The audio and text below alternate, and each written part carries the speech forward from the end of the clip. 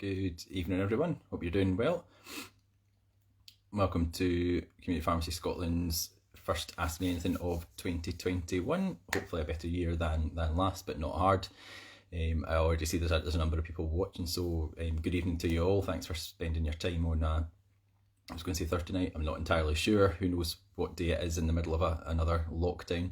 Hi Yvonne, I see you coming in. Hello everybody. I can see the numbers are quite high already for viewing, so that's obviously reflective of the sort of how hard and fast this service came into the network, and hopefully we've got all the answers that you'll need today to deliver this service as best you can and understand some of the ins and outs of it, because we understand it's been set up within current system constraints, and we're just looking for it to make this as successful as possible. So I'll maybe hang on for a little while, although we've already got over 100 people watching, which is really, really encouraging. So anyone that's come on just there, welcome, good evening. I'm Adam, working in the Policy and Development Department at CPS, just here to take your questions and talk through the service, the funded medicines delivery service, which is a first for us in Scotland.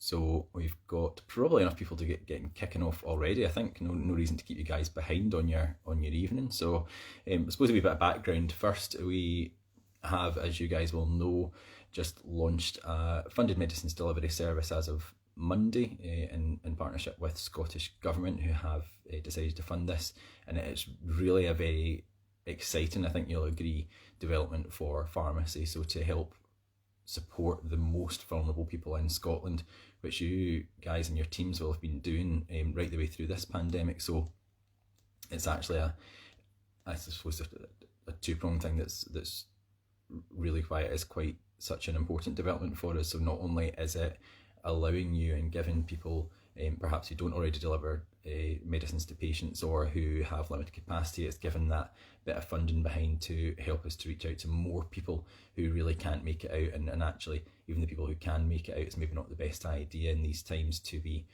going out when we've got new variants of COVID spreading fast amongst the community.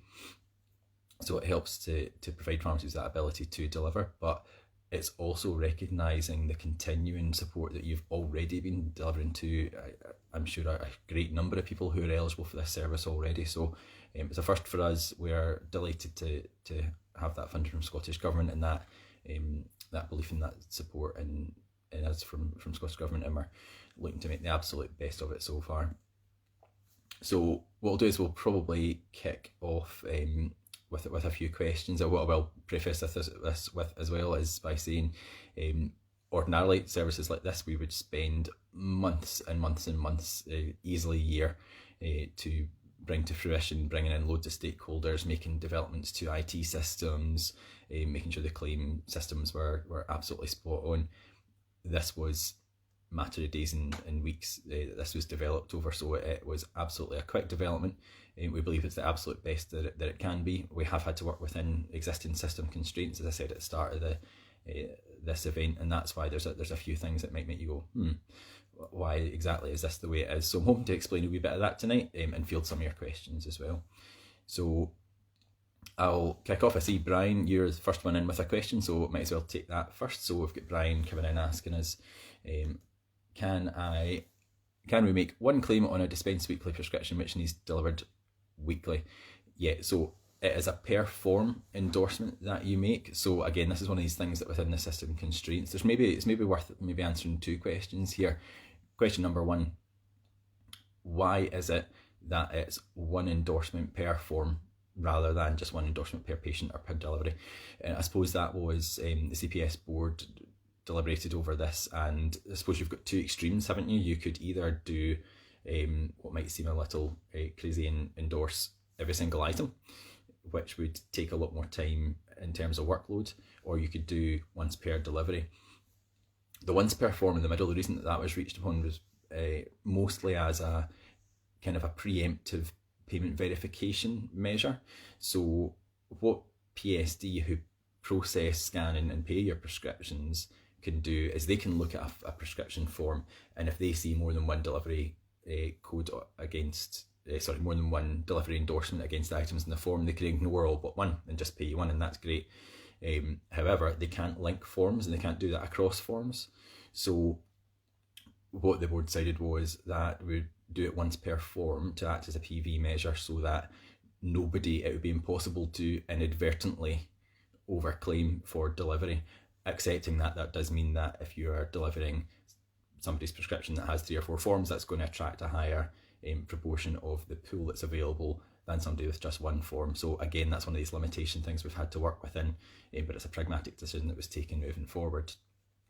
To answer your question then, Brian, yes, instalments. So I know that the wording in the circular, you'll interpret it maybe differently depending on what wording you use in your day-to-day job.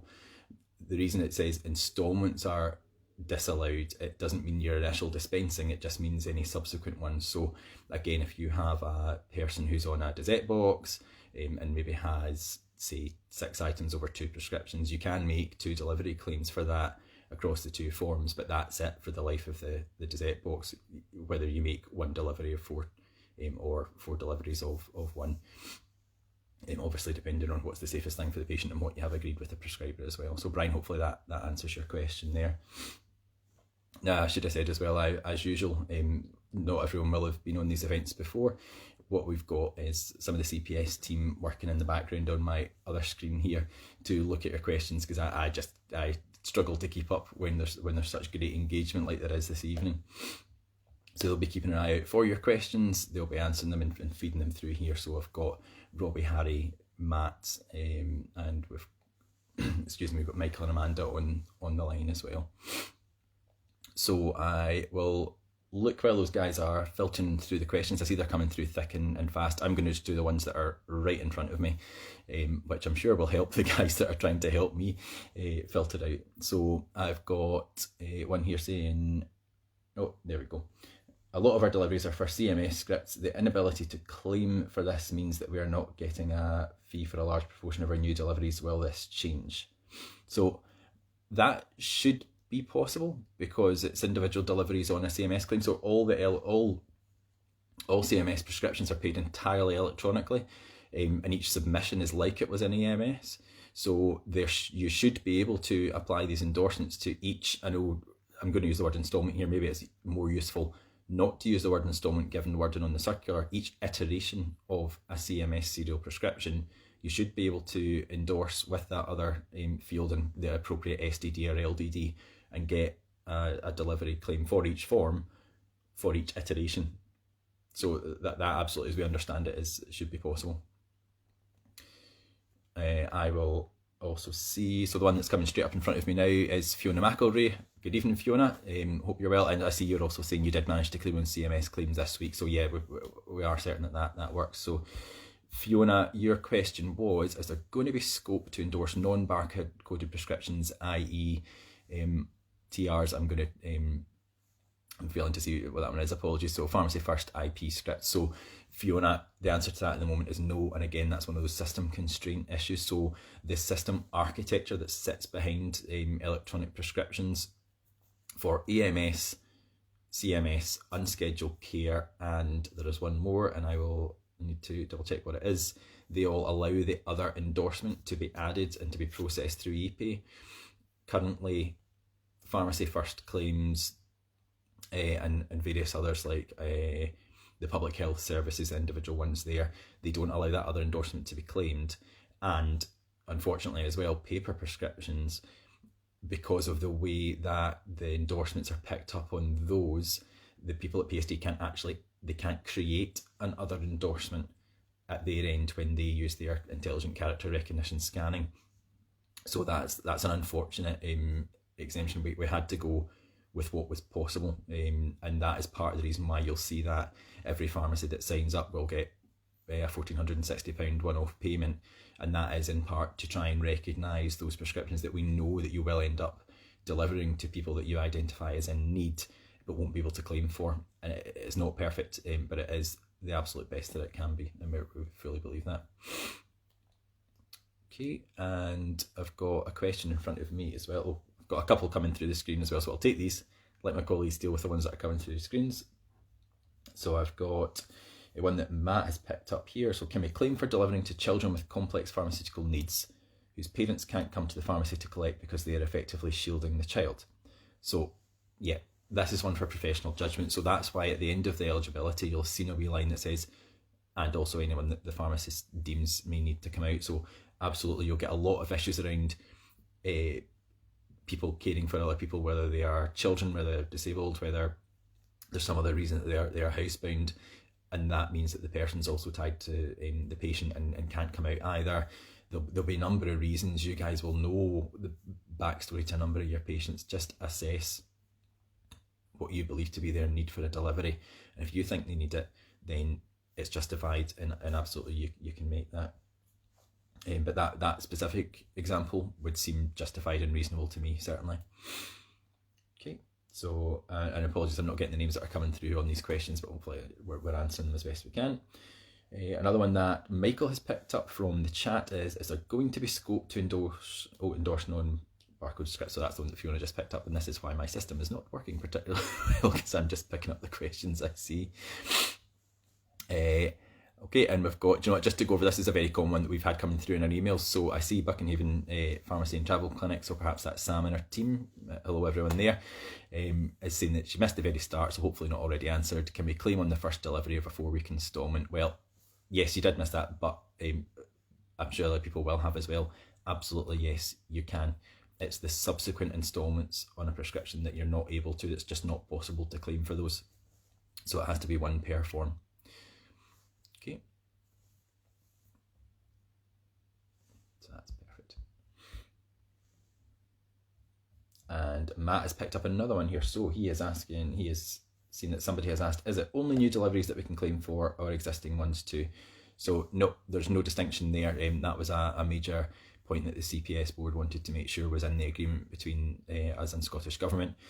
So all deliveries that fit the inclusion criteria can be claimed for, and then they're in scope of the service. It's about supporting those vulnerable people, whether you've been supporting them or not already. We've picked up, we did a number of COVID cost surveys over the course of the last however many months that we've been in this situation, and we picked up, coming back from you guys, that you had picked up a huge number of deliveries, although in some areas there were volunteer hubs who were supporting. A lot of pharmacy businesses picked up this support off their own back anyway, and that absolutely has to be able to be recognised. Now, no actual deliveries that happened before the 18th can be claimed for, but this is a recognition, a nod to all that work that's going in for you supporting your communities. So I suppose it's a bit of a thank you, and looking forward to the future as well.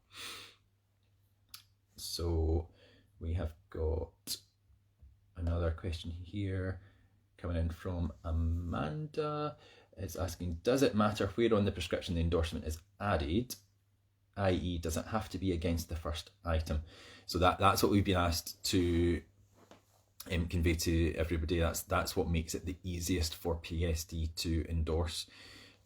Excuse me, endorse. You do the endorsing. It makes that the easiest for PSD to process and pay if it's on the first item. Don't ask me why, because I don't work with the systems, I'm not an expert, but that was a request of theirs, so that is where you should be adding the endorsements. As I understand it, if you inadvertently add it somewhere else, it may well be picked up, but that is absolutely the message going out, is first item on the form if possible. So thank you very much. So we've got another one on, so somebody else has asked, will pharmacy first treatment prescriptions be included at some point? So I'll refer back to my answer to the earlier question there. So not at this point in time. The architecture that sits behind pharmacy first claims that endorsement, the other endorsement just isn't able to be added. You can't do another endorsement on a pharmacy first script at the moment. We have already raised a change request for that. It's one that'll have to go into PMR systems. Their development cycles are really long, and as we know, this service is time limited to the end of March, although there will be a review period put in. But for future proofing, we've already raised that request for pretty much any other electronic claim that can be raised to be able to have that other endorsement. It'll just take a bit of time. But for this service, as we know it, and as for the time period that we're currently talking about, it's not going to happen in that time period. So next one we've got is one from Michael. So Michael is saying, can we claim if delivery is via a third party? They're a charity set up via a COVID hub. We still have to communicate and organise delivery. So unfortunately on this one, no, and it's a question we've been asked a couple of times. Now, the reason for that is the pharmacy has to either be completed by the pharmacy team or a secure outsourced delivery method. Now, when we say secure, what we're meaning is there's actually a contract there are insurances in place, there are assurances in place, there's a service level agreement in place as to how this gets delivered through, and absolutely volunteer teams have done amazing work throughout the course of COVID, and have worked in partnership with community pharmacies. What we're saying here is, for this funding that's available, the wording in the circular that the government is content with is direct by the pharmacy team or through a secure delivery partner that you've actually got a business relationship. So that one's a no, unfortunately. I've got another question here coming through. Alistair Smith: as far as I'm aware, Analyst does not allow endorsement of CMS scripts. We'll check in the morning, but any help out there will be welcome. So the answer we've got coming through from the team is that the PMR systems, the Scottish Government, through their tech arm Atos, or the company that they work with, they set a minimum specification that PMRs have to meet if they're to be verified as working or able to work in Scotland. And if the PMR system is set up to meet that minimum spec, then they, as laid out in the endorsing guide that NHS publish, then it absolutely should be. And as we understand it, that would be the case. What I would say is I'll refer you back to your PMR supplier to speak to them. It may well be that and this is another question we get quite frequently, is about that we don't seem to see another endorsement field. Other is the text that sits in the background. Each PMR then may call it other, or we've had other ones, additional endorsement. It's called different things for different PMRs, so that may be part of the issue, but I would definitely advise you to look into your PMR supplier. So thank you for that one, Alistair. Graham's picked up one from Louise Pelosi for saying, for the first delivery of Dosette box scripts, would we endorse the first item on every script? So yes, to treat it just like any other prescription or set of prescriptions for a given patient. First item on each prescription form, endorse that, and then we are fine. Excuse me. So that's questions coming through from the guys. Hopefully you guys are enjoying and valuing the answers to these just now. Custom endorsement on Analyst from Willis Pharmacy. Thank you very much. As far as I can tell, everybody on the chat is partially doing our job for us. So thank you very much, everyone who's interacting, and thanks everyone for showing up tonight and for bringing these questions. So we have got another question here from an Arlene Caldwell that I'm just picking up off the screen, saying, can we claim for a partial delivery when we owed an item to a patient where we delivered some of the medication before the new delivery payment was introduced? So that one, I would say the claim is going to have been submitted after the 18th. So if you made that journey, then I would say that's a yes. And obviously these are going to be a very limited number of claims that are then just going to be done, because there are only so many that'll hang over that period. But if you make that to a vulnerable patient, it's in scope of the service, so that's a yes as far as I'm concerned. So we have got, let me have a wee look here. We've got a question in from Yvonne Porter saying, Michael's picked this up, saying, we deliver to a hub in a separate village and community to prevent those people coming to us. Although we aren't delivering to their homes, does this still warrant a claim due to all extra work? Thanks very much. So this one, unfortunately, is a no as well. So it's not quite in the spirit of service, so it's to keep the public at home. So the government has signed off, as in the circular, the detail is you can is delivered straight to the patient, so delivering to a pick-up point so that it's nearer to the home rather than at their home. It doesn't quite come in with the terms of the circular, so I'm afraid that one's a no. It's got to be direct to the patient. And we've got another one coming in, but thank you for that one, Yvonne. From Mohammed, is CMS covered? So yeah, Mohammed, if you hadn't got earlier, so that is absolutely covered, in each iteration of the CMS serial prescription can be claimed across all forms as well. And that endorsement can absolutely be made on those prescriptions, so we are good there. And we've got a question coming in from Neil Robinson. Good evening, Neil. Haven't seen you in a wee while. Hope you're doing well and the family. Will there be a press release to the public announcing the service from either Scottish Government or CPS? So Neil, there have been some press releases, and Nicola Sturgeon certainly announced it in her daily briefing. It got picked up by national press a little bit, and then there's stuff on the CPS website, and we've got it in newsletters going out too.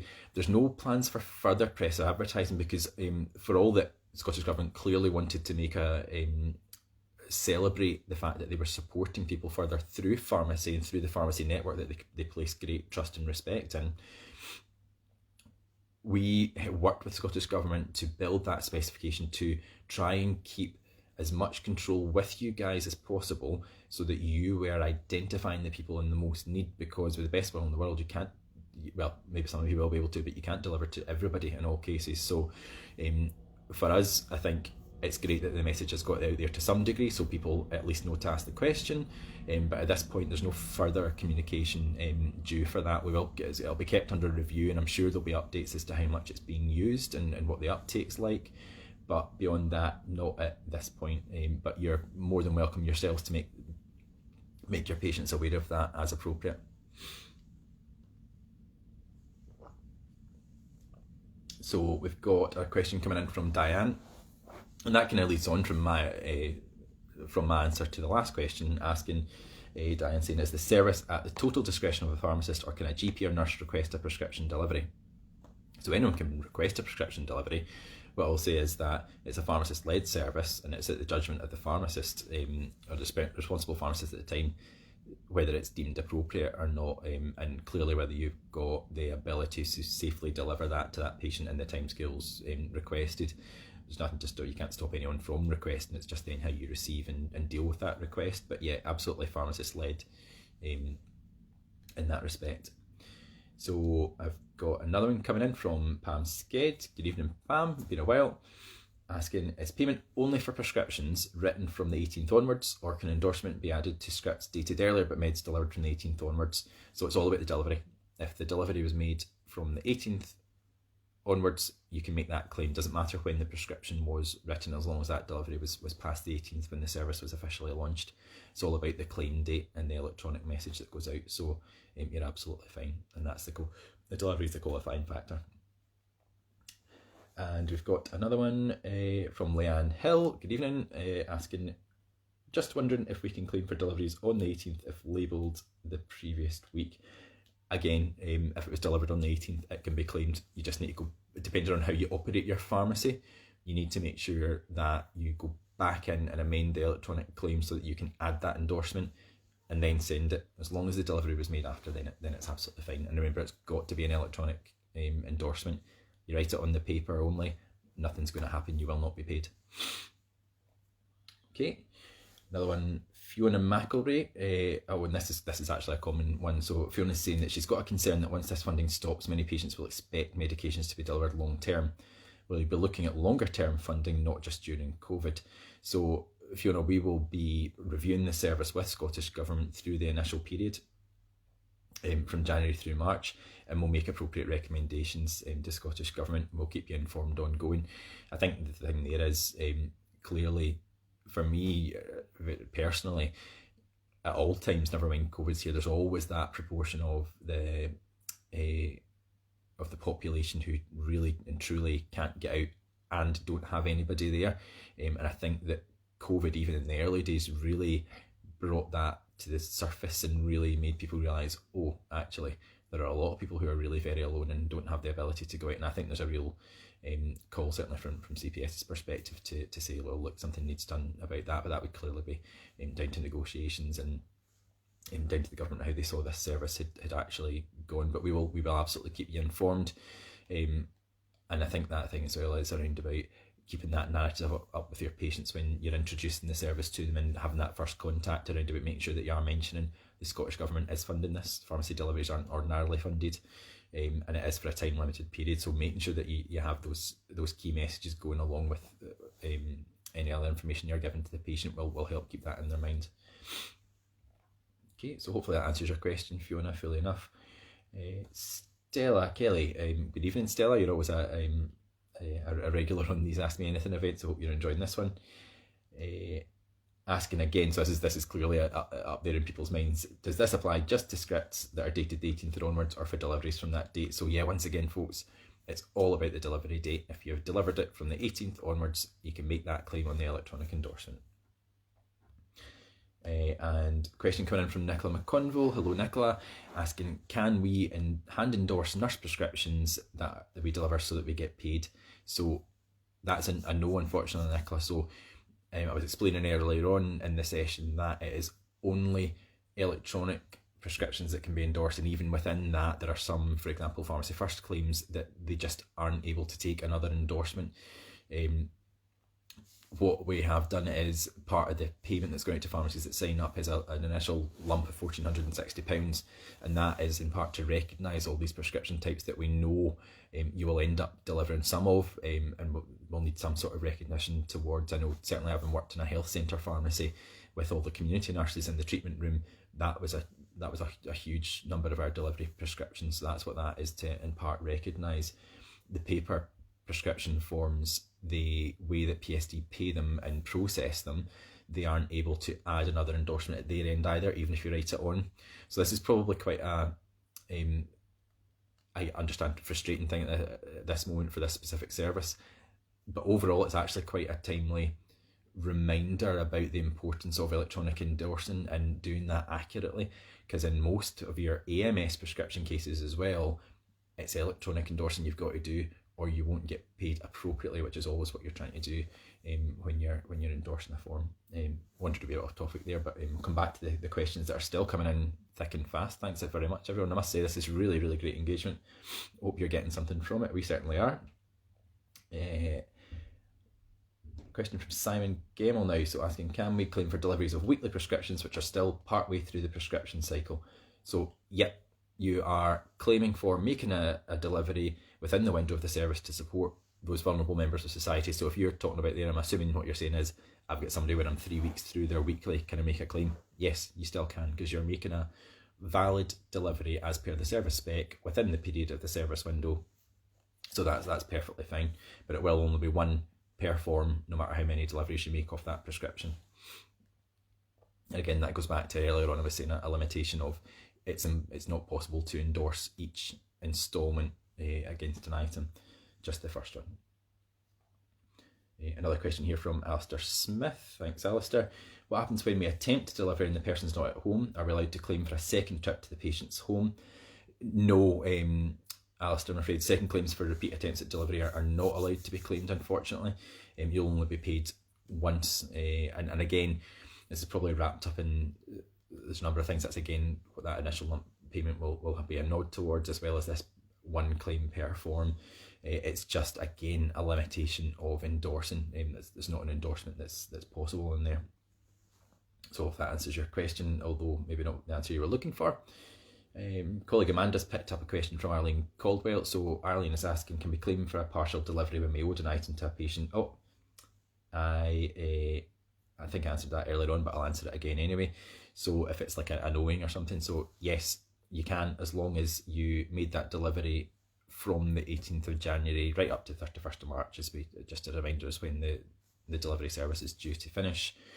As long as it's an eligible patient and you do it in line with the SLA that's set out in the circular, then yes, you can claim for that. Got another question here from Pablo. Pablo asking, do we get paid 4 times for dessert boxes delivered weekly, and how would we endorse that? So no, that is a limitation in the system, Pablo.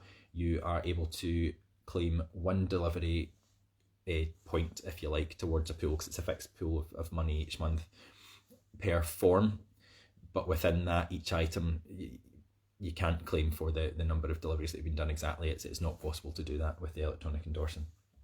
We're working with what we have at the moment in terms of system architecture. And then we've got a question from Roxanne. Good evening, Roxanne, asking, can failed deliveries be claimed? So as the delivery has been attempted. So that's a little bit different from the question that was earlier on, which said, can we claim for a failed and then a repeat, which the answer was no. But if you actually fail to deliver and then, for talking's sake, it is picked up, or the patient never collects it, or you don't make a second journey out for whatever reason, yes, you can still claim that, because you have made that journey, you have put that work in to attempt to make it out to that patient. So yes, that can be claimed. So a slight distinction there from the question that was earlier. So we've got another question coming in from Stella asking, what's the payment for the individual endorsement? So is it a standard payment per script, whether 1 or 3 items? So this comes back to, I was mentioning earlier, there's a fixed pool of funding each month. So there's no fixed payment per delivery. It won't be possible to calculate that until each month is completely over, and then actually there'll be a whole month in arrears from your normal payments as well, because it'll take PSD a while to figure out, because what we need to look at is the whole number of deliveries that have been done over the course of a given month, which ones were short distance, which ones were long distance, what's the pool of money, and then apportion the funding out from that. So it'll be proportionally calculated at the end of every month against that fixed pot, and it'll work out as a single payment. We just don't know how much that is per form. So hopefully that answers your question, Stella. My colleague Michael's picked up another one from Thomas. Hi Thomas, saying, is the new system replacing the current ostomy delivery payment, or is it an addition? So that's a really important question actually, and you're the first to ask that, Thomas. That's a totally separate delivery service from the stoma contract, or at least this is. It's one or the other. If you're delivering ostomy products through the national stoma contract, you should claim that delivery fee via the stoma contract, and this service is for other prescription items. So hopefully that answers your question, Thomas. See, Gordon's coming in with a question. Gordon Larg, good evening. Got people from all over the country, this is great. Asking, do we have to deliver to all patients in the eligible patient group if they request it? Thinking about long journeys or if we reach capacity. So that's all about professional judgment, about exercising that there, Gordon. So if they're in the eligible patient group, you should be delivering if you opt into the service. Clearly, as I said earlier, if you have a capacity where it's unsafe to deliver, then that's on a case-by-case basis. You'll have to use your professional judgment and apply it there. And clearly we know you're also operating in an environment where COVID is spreading fast, and we do have unexpected absences and whatnot. So there will be a limit to what you can do, but you have to judge that for yourself. But if you're signing up, then you are signing up to make these deliveries. So we're into the last 10 minutes of the event just now. Still questions coming through, so we'll try a fair few more, and then we'll get everyone back to their home lives. You spend a bit of time not thinking about pharmacy for a while. So on that note, I've got one coming in from Andrew Miller asking, can we claim for deliveries to nursing homes, and if so, on a patient by patient basis or per home? So care homes are excluded because these citizens don't normally leave their accommodation. So if you remember, the whole ethos, the whole thing behind the service is to keep people in their homes, as close to home as possible, not coming out making unnecessary journeys. And these guys wouldn't normally leave their accommodation to collect their medicines. And it does say that in the Scottish Government circular as a blanket no for care home or nursing home deliveries. Got another question coming in from Willis Pharmacy, a bit off topic. We like a bit off topic, that's not a problem. Any update on when nurse prescriptions will have barcodes? Numbers of them are growing. So hello, there is no confirmed date for this as yet. As soon as we have information on it, we will let you know. We keep tabs on this and keep chasing that, as well as other developments in the world of e-prescribing and e-dispensing. There's certainly, COVID has kind of put a wee bit of a rocket up some of this stuff, but there are technical limitations on how fast this stuff can be developed, because there's always the unknowns and the unintended consequences as well of switching these things on, and other plans in flight as well. Now, Diane, my colleague Michael has picked up a question from Diane asking us, what about the person delivering the prescription? Do they have to have done the training required, or do they just have to be enrolled in an ongoing training programme which can be completed at a later date? Is a member of staff able to deliver a prescription? So contractors who sign up to the service should ensure that their deliveries are made in accordance with regulatory, so talking GPHC, and professional standards if they exist, around about RPS and any guidance that exists out there. And that includes basic disclosure checks for the safety of the people that you're delivering to, and that's via Disclosure Scotland for delivery drivers and following the pharmacy SOPs. So yeah, it can be a pharmacy member of the team, but you need to bear all of that in mind to make sure that it's a safe service you're delivering, particularly as it's public funds that are funding these. Got another question coming in from Mohammed Sheikh asking us, what is the payment per delivery? So that came up a little bit earlier on, but it's worth going over again. There's no fixed payment per delivery, and that won't be calculated as yet, because what we have is we've got a payment pool of money for each month. Now, given January's a half month, that'll be slightly different, but then we've got February and we've got March. We will have an as yet unknown number of deliveries made by all the pharmacies in Scotland that sign up across that period of time, some of which will be short distance, some of which will be long distance and endorsed as such. So then that all needs to be happen between the first and the end of the month, closed off, and then post processing of those prescriptions, there then needs to be a calculation done retrospectively to divvy up that pot and make sure it goes out to everybody proportionately as to what you've claimed.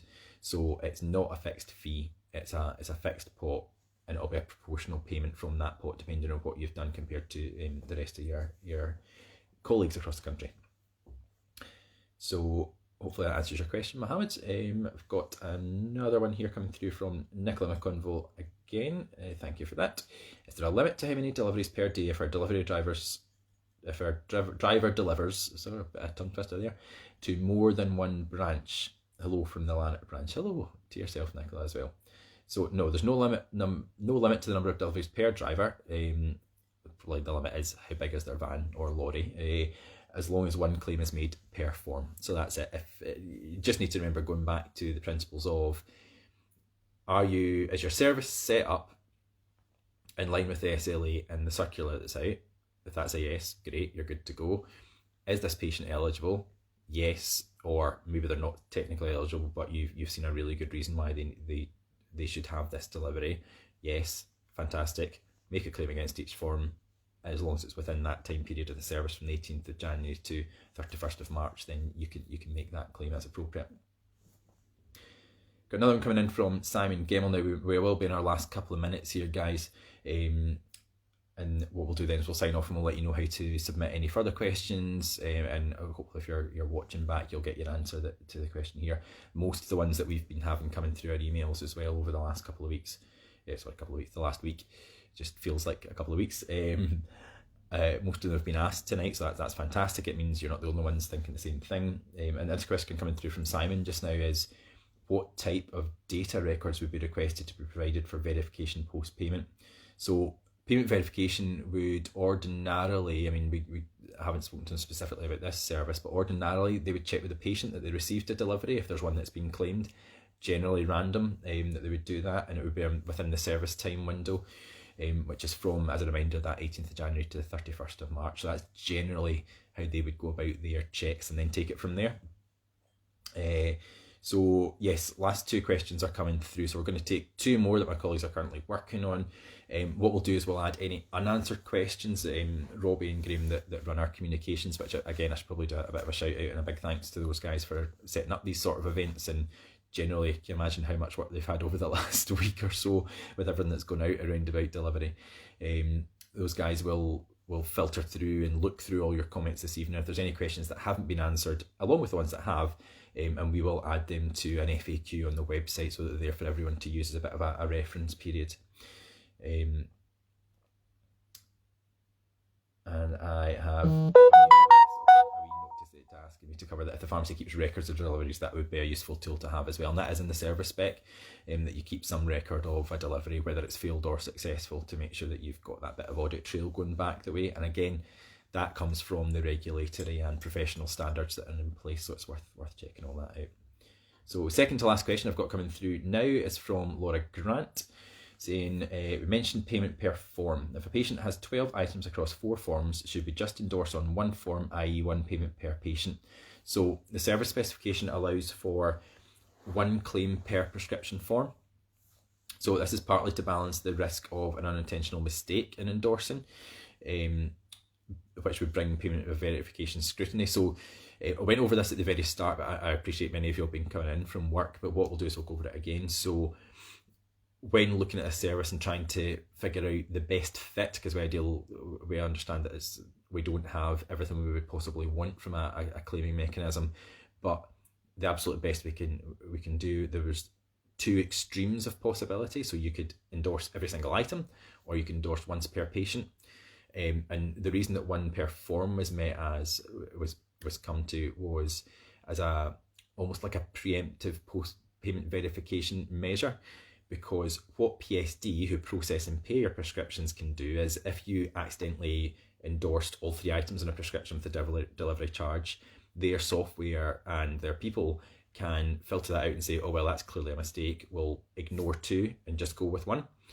However, it doesn't link from form to form. They can't do that. And of course, you will know as fine well yourselves that people will get prescription forms throughout the course of a month, some throughout the course of a week, and have separate deliveries.